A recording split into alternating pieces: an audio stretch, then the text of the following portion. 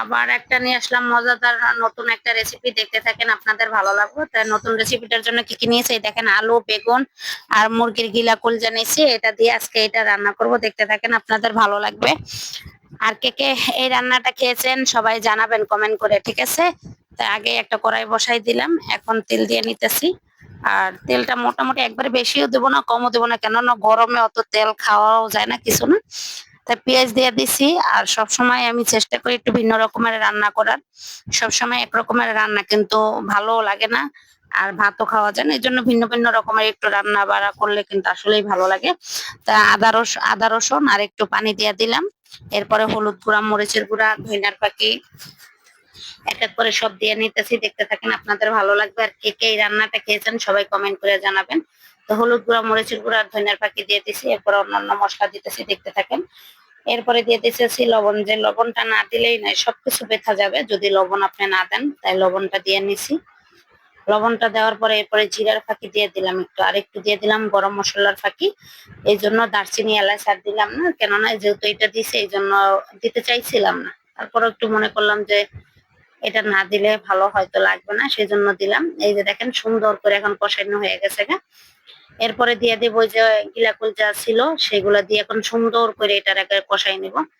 কষানোর পরে এরপরে আলু আর বেগুন দিয়ে দিব। এই রান্নাটা আমার এক রংপুরের বড় আপাই খাওয়াইছিল, সেই সময় আমার কাছে ভালো লাগছিল, সেই তার রান্না দেখে এই রান্নাটা করলাম।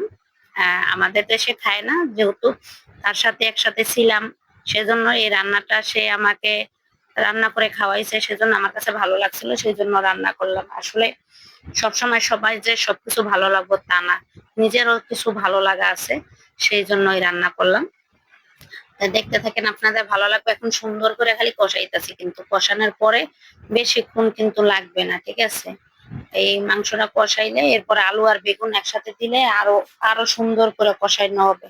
দেখেন কালারটা কি সুন্দর আসছে। এরপরে দিয়ে দিছি আলু আর বেগুন একসাথে দিয়ে দিছি, এখন আলু আর বেগুনটা আবার কষাবো, ঠিক আছে? আর রংপুরের আপাকে অসংখ্য অসংখ্য ধন্যবাদ এত সুন্দর একটা রান্না আমাকে খাওয়ানোর জন্য বা শেখানোর জন্য। আহ রান্নাটা রান্না করতেছি, আসলেই অনেক ভালো লাগতেছে আমার। দেখেন এখন কালারটা কিন্তু অন্যরকম আরো চেঞ্জ হয়ে গেছে বেগুন আর আলু দেওয়ার পরে। এখন সুন্দর করে কষাইতে হবে। এবার ঢাইকা দিলাম, আর ঢাইকা দিলে তাড়াতাড়ি সিদ্ধ হয়ে যায়। তাই এই যে দেখেন কালারটা কি সুন্দর, অসাধারণ একটা কালার হয়েছে। এখন বেশি কষাই নেই হবে, আর কষাইতেছি। আর বেশি এখন লাইগে যাইবো, বেশিক্ষণ কষাইতে কষাইতে এখন কিন্তু লাইগে যাবে, এই জন্য বেশি পানি দিলাম না, যেহেতু বেগুন বেগুন থেকেও কিন্তু অনেক সময় পানি বের হয়। এই যে দেখেন কালারটা কি সুন্দর হয়েছে। এখন অল্প অল্প সময়ে জাল দেব, বেশিক্ষণ না, যাতে ঝোলটা একটু টানা যায় আর একটু ঘন ঘন হয়, সেই জন্য এটা করা। এই যে দেখেন কালারটা কি সুন্দর আসছে, অসাধারণ একটা কালার আছে। এই রান্নাটা কার কার পছন্দ হয়েছে সবাই কমেন্ট করে জানাবেন। আর যদি ভালো লাগে লাইক কমেন্ট শেয়ার দিয়ে পাশে থাকবেন, আর আপনাদের মতামত জানাবেন। তারপরে লাস্টে আবার একটু জিরার ফাঁকি দিয়ে দিলাম, জিরার ফাঁকি তো আগে দিছিলাম, তারপরও কিন্তু একটু জিরার ফাঁকি দিয়ে দিলাম। এই যে দেখেন জিরার ফাঁকিটা দেওয়ার পরে আরো ঘ্রাণটা আসতেছে, অসাধারণ একটা ঘ্রাণ। এই রান্নাটা অসাধারণ হয়েছে আমার কাছে, অসাধারণ রান্না, আপনারা ট্রাই করে দেখতে পারেন। আসলে অনেক সময় অনেক কিছু ভালো লাগে না, কিন্তু রান্না করার পরে আসলেই ভালো লাগে। ভালো থাকবেন সবাই, আল্লাহ হাফেজ। আবারও দেখাবো অন্য কোনো ভিডিওতে, সে পর্যন্ত ভালো থাকবেন।